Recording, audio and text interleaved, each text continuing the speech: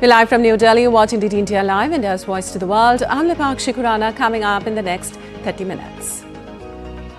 Israel and Hamas reach ceasefire deal to end 15 months of conflict. Complete ceasefire to begin on 19th of January.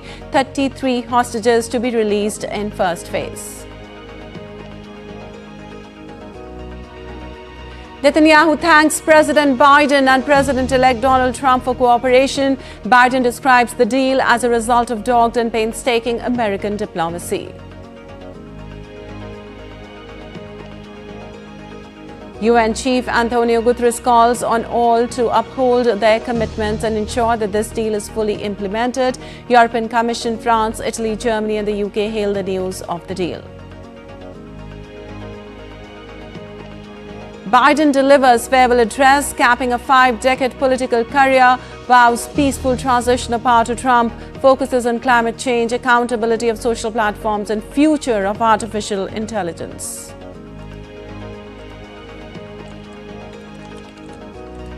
Defiant South Korean President Yoon Suk-yeol faces more questioning. Impeachment hearing. Yoon claims arrest warrant is illegal, refuses to cooperate.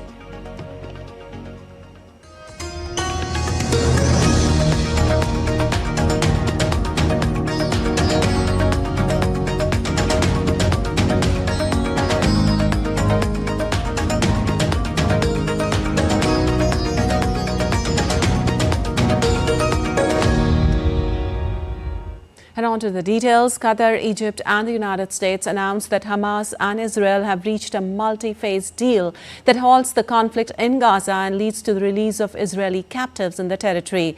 Qatari Prime Minister Sheikh Mohammed bin Abdulrahman Al Thani announced that negotiators had reached a deal on Wednesday for a ceasefire in the Gaza conflict. Addressing a press conference, the Qatari Prime Minister said both Israel and Hamas agreed to exchange prisoners and hostages. Qatar also announced an agreement for the delivery of humanitarian aid to Palestinians in the Gaza Strip. Qatar, the Arab Republic of Egypt, and the United States are happy to announce the success of joint mediation efforts in order to reach a deal between the parties in conflict in the Gaza territory, to exchange prisoners and hostages, and a return to a prolonged truce that achieves a permanent ceasefire between the two sides. The implementation of the agreement will begin on Sunday, January 19th. Well, the Qatari Prime Minister further said the deal will begin with a 42-day period that would see the release of 33 Israeli captives and a number of Palestinian prisoners. The first phase of the agreement, which will last for 42 days, will witness a ceasefire and the withdrawal of Israeli forces to the east and away from the populated areas to be stationed on the border in all areas of the Gaza Strip. The exchange of prisoners and hostages according to a specific mechanism, the exchange of the remains of the deceased and the return of the displaced to their places of residence. While confirming the Gaza ceasefire and hostage deal, US President Joe Biden said the deal will end the fighting in Gaza and surge humanitarian aid to Palestinian civilians. Biden termed it one of the toughest negotiations of his life. I can announce a ceasefire and a hostage deal has been reached between Israel and Hamas. For more than 15 months of conflict, well, we've had many difficult days since Hamas began its terrible war. We've encountered roadblocks and setbacks. We've not given up. And now, after more than 400 days of struggle, a day of success has arrived. Fighting in Gaza will stop, and soon the hostages will return home to their families. Well, Israeli Prime Minister Benjamin Netanyahu thanked US President Biden and US President-elect Donald Trump for securing the Gaza truce and hostage release deal. In a phone call, Netanyahu thanked US President-elect Donald Trump for securing a hostages deal and putting an end to the suffering of dozens of hostages and their families. Netanyahu agreed to meet Trump soon in Washington. The Israeli Prime Minister also thanked US President Joe Biden for his help in the hostages deal in a phone call.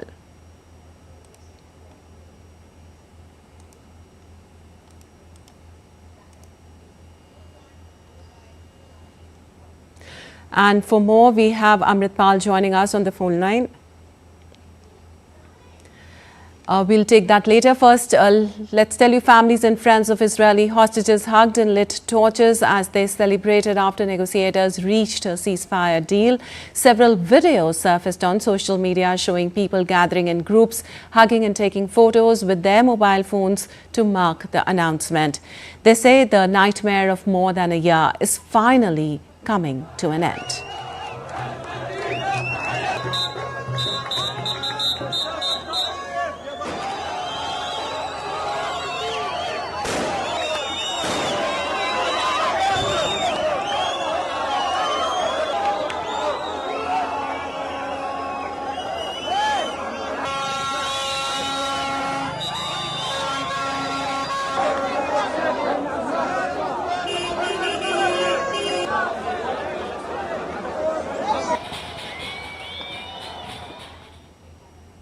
And now we are joined on the phone line with Amrit Pal. Well, Amrit, we saw the crowds totally jubilant there. The United States and Qatar have finally confirmed a ceasefire agreement between Israel and Hamas, halting the brutal 15-month conflict in Gaza and paving the way for the release of numerous hostages. Could you elaborate on the deal?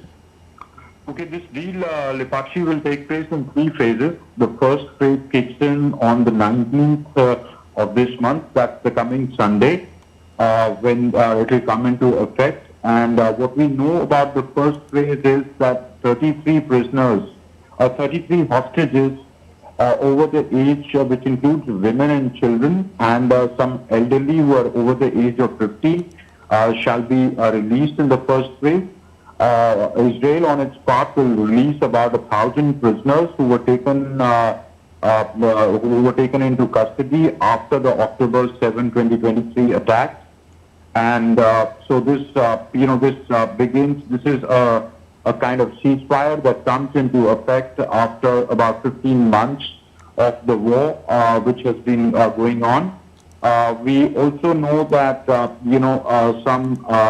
will be a temporary ceasefire for now. The deal will allow the displaced Palestinians to return to their homes in the north. There will be a surge in aid, and so it is a limited prisoner exchange. If all goes well, it will go to the second and the third phase, the details of which are still being negotiated. But in principle, they've agreed for a ceasefire and exchange of prisoners, and also limited withdrawal of the Israeli army from populated areas or enclaves within Gaza, which has a few exceptions. For example, the Netzarim corridor, which is the highly militarized belt, but we are bisecting the strip and controlling the movement along it, is excluded from it. The withdrawal from the Netzarim strip is expected to take place either in the second or the third phase, depending on how the situation progresses. And also, it has been agreed to open the Rafah border with Egypt in a phased manner, and this will come into effect no later than the 50th day after the deal comes into effect. The Israeli forces will reduce their presence in the Philadelphia corridor, and so people will be allowed to cross into Egypt after 7 days of the start of the implementation of the first phase. Lipakshi? All right, Amrit, thank you so much for those details. And global leaders welcome the much-awaited historical ceasefire deal. Amrit, if we can join us again, what are the reactions you are getting in? Reactions, there are international reactions welcoming the deal. The UN Secretary General, the US President has spoken, former President Barack Obama has welcomed the deal. The UNGA President has welcomed the deal. Keir Starmer, the British Prime Minister, has welcomed the deal. So there are, there are reactions, especially from the Western leaders who were invested in the negotiations and this deal, have welcomed the deal and hoped that things would ease out and some kind of semblance of normalcy shall return to Gaza. Even the UN RWA Commissioner has welcomed it and said it will bring in the much needed respite. So there is a cautious welcome saying that both sides need to remain committed to the deal so that it does not fall through, and what has been agreed after long and hard negotiations is achieved. Yes, Vipaksi. All right, Amrit, thank you so much for those details. And moving on, South Korea's anti-corruption agency will resume questioning President Yoon Suk-yeol on Thursday as part of a criminal probe into whether he committed insurrection. Yoon said he turned himself in for questioning by corruption investigation officials, though he continued to protest that it was an illegal investigation and invalid arrest warrant. Authorities have 48 hours to question the suspended president, after which they must seek a warrant to detain him for up to 20 days or release him. Yoon has up to now refused to talk with investigators who had prepared a questionnaire of more than 200 pages. His lawyers have said the arrest warrant is illegal because it was issued by a court in the wrong jurisdiction, and the team set up to investigate him had no legal mandate to do so. Separate from the criminal investigation, the Constitutional Court will hold a second hearing on Thursday of Yoon's impeachment trial. Well, Cuba began releasing prisoners jailed following anti-government protests in 2021. The decision comes after the Biden administration said it would remove Cuba from its terrorism blacklist and ease sanctions imposed on the island. After a series of diplomatic discussions between the United States and Cuba, just 1 hour after the U.S. announcement, Cuban President Miguel Diaz also announced his government plan to gradually release 553 prisoners following talks with Pope Francis. And news from around the world now. Peru's National Forestry and Wildlife Service rescued 164 endangered yellow-spotted river turtles sold illegally. The illegal sale of these endangered turtles native to the Amazon not only threatens their survival but also raises serious animal welfare concerns due to their poor health conditions and cramped living spaces. The 2025 BAFTA nominees for the category Leading Actor are announced: Sebastian Stan, Adrien Brody, Timothy Chalamet, Ralph Fiennes, Hugh Grant and Colman Domingo nominated for the Best Actor category. The films Conclave and Emilia Perez led the shortlist, vying for recognition at Britain's BAFTA Awards next month as the race for Oscar's glory in early March heats up. In Los Angeles, firefighters on Wednesday confronted persistently strong and dry winds, fueling 2 giant wildfires that have terrified Los Angeles for 8 days. Officials have urged residents to remain vigilant and be prepared to evacuate at a moment's notice, with peak wind gust forecast to last through Thursday afternoon. Some 6.5 million people remained under a critical fire threat after the fires consumed an area nearly the size of Washington, D.C., resulting in at least 25 deaths so far. The fires have damaged or destroyed more than 12,000 homes and other structures and forced as many as 200,000 people from their homes. Some 82,400 people were under evacuation orders and another 90,400 faced evacuation warnings as of Wednesday. And still to come at this edition of DD India Live. Up next, we'll get you the latest information on President Tharman Shanmugaratnam's high-profile state visit to India. The fervour continues as the world watches the largest gathering of faith unfold in India at Maha Kumbh 2025. And in sports, Indian men's team secured their 3rd consecutive win at the inaugural Kho-Kho World Cup 2025.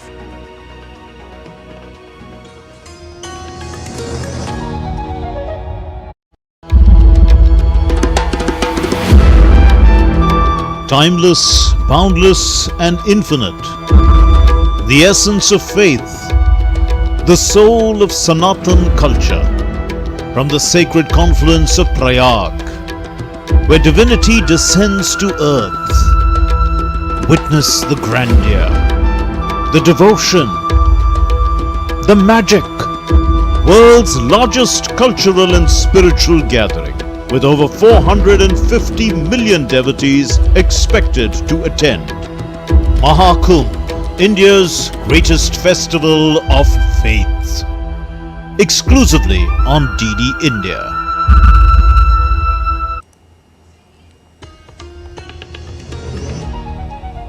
Welcome back. You're watching DD India Live. I'm Lipakshi Khurana, and moving on, marking the 60th anniversary of diplomatic relations between India and Singapore, the island country's president, Tharman Shanmugaratnam, is on a high-profile state visit to India. During his visit, he met India's External Affairs Minister, Dr. S. Shankar, in New Delhi. Both the leaders discussed ways to boost cooperation in semiconductors, industrial parks, skilling, digitalization and trade development. Tharman Shanmugaratnam's first visit to India as the president of Singapore will add new momentum to the comprehensive strategic partnership between the two nations. President Tharman will be accorded a ceremonial welcome at the forecourt of Rashtrapati Bhavan on Thursday. Later, he is scheduled to meet President and Prime Minister of India. India and Singapore have extensive cooperation based on a long tradition of friendship, trust and mutual respect.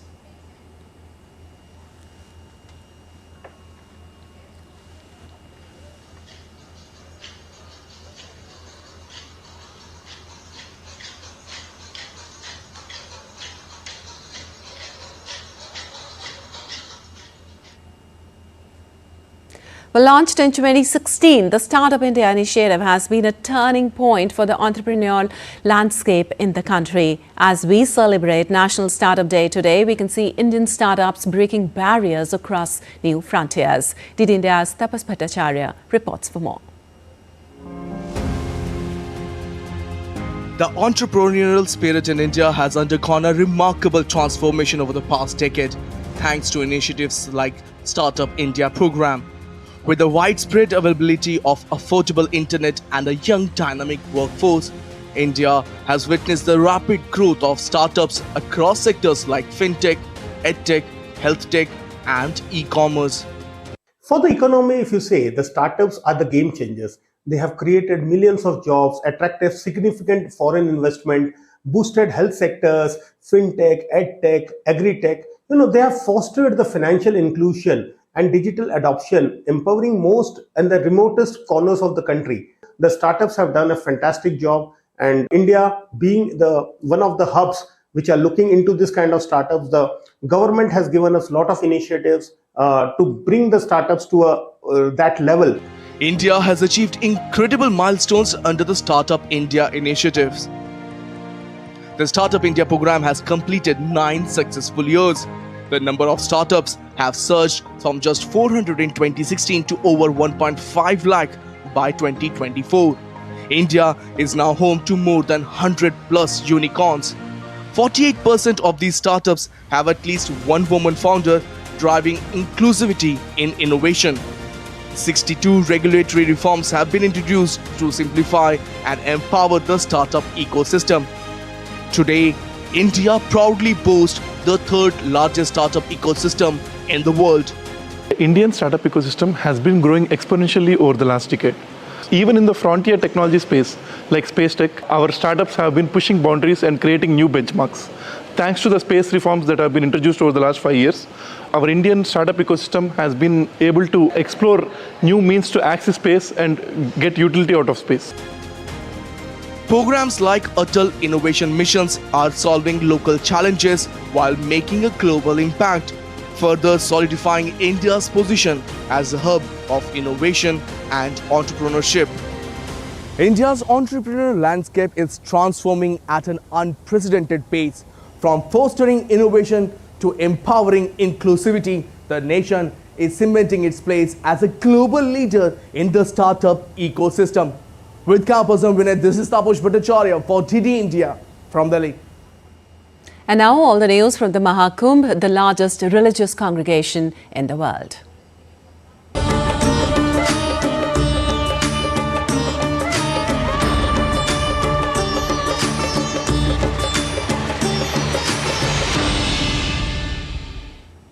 Well, for the first time, pilgrims visiting the Triveni Sangam in Prayagraj for the Maha Kumbh will have a unique opportunity to circumambulate all 12 Jyotirlingas of Lord Shiva. This will be possible thanks to the newly built Shivalaya Park. Watch the special report by our correspondent Siddharth Bharadwaj.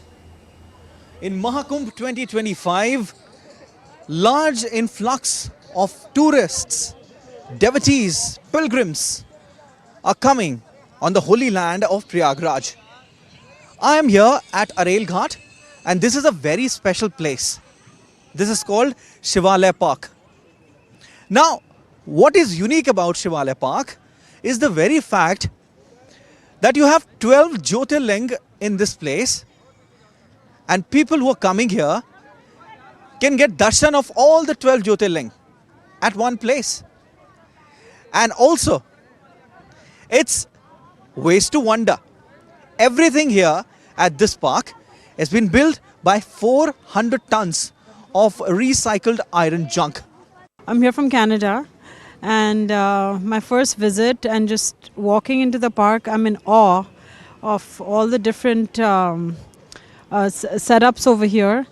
This unique Shivalaya Park has built on 11 acres of land in Arel in Prayagraj at a cost of rupees 14 crore. Around 22 artists and 500 workers were engaged in building of this park. Set up on the theme of Ways to Wonder, this park is a symbol of art and cleanliness. What's unique at Shivalaya Park is that it unfolds the entire story of Samudra Manthan, or churning of the ocean. Upon entering the park, one can witness a live scene of Samudra Manthan, where Nag Vasuki is seen churning the ocean with a rope between demons and God. The creations of Nandi and Trishul further enhances the grandeur of this place. The whole place completes the journey of being here at Kumbh. Around 450 to 500 million people are expected to come in this mega festival, which is considered as the largest religious gathering on earth. And this is a place which certainly cannot be missed. With camera person Rakesh Kumar, this is Siddharth Bharadwaj reporting for DD India in Prayagraj. Well, a handwritten letter penned by late Apple founder Steve Jobs has been auctioned by Bonhams for about $500,000.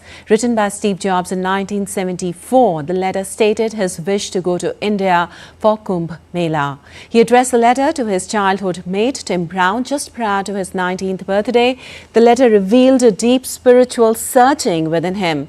The letter surfaced on social media amidst the time when Steve Jobs' wife, Lauren Powell Jobs, is in Uttar Pradesh's Prayagraj for the Maha Kumbh Mela 2025. And some sports news now. The Indian men's Kho-Kho team continued to give a stunning run as they defeated Peru on Wednesday to secure a spot in the quarterfinals at the inaugural Kho-Kho World Cup 2025. Continuing their impressive run in the tournament, the men in blue secured a 70-38 victory with a dominant performance that showcased their tactical superiority and athletic prowess. With this clinical 32-point victory, India not only secured their place in the quarterfinals but also sent a clear message about their title aspirations in the tournament. The men in blue will face Bhutan on Thursday. And at least 20 years old singer-songwriter Jadely Mack is making her mark on the pop music scene with her distinctive songs and authenticity. Her debut single, Constellations, written at 14, has over 61 million streams and was featured in Netflix's My Life with the Walter Boys. Mack aspires to collaborate with singer-songwriter Phineas O'Connell in the future and has modest goals for the future. In your eyes, the wind blows west where the sun don't rise, yes. You've got a darker side, you know it's a mess, but you don't need to hide, yeah. And you touch me places no one's ever seen. Don't go, don't leave. I chase your constellations. I chase your constellations. All right, that's all for this edition of DD India Live. And let us know your thoughts on the news of the day. For those on the go, you can get all the latest news and updates from India and across the world on the DD India mobile app. The app is available on both Android and iOS platforms. Scan the QR code on the screen to download now. Well, we'll be back with more news as it breaks here on DD India. I'm Lipakshi Khurana from all of us here in Delhi. Thanks for watching DD India Live.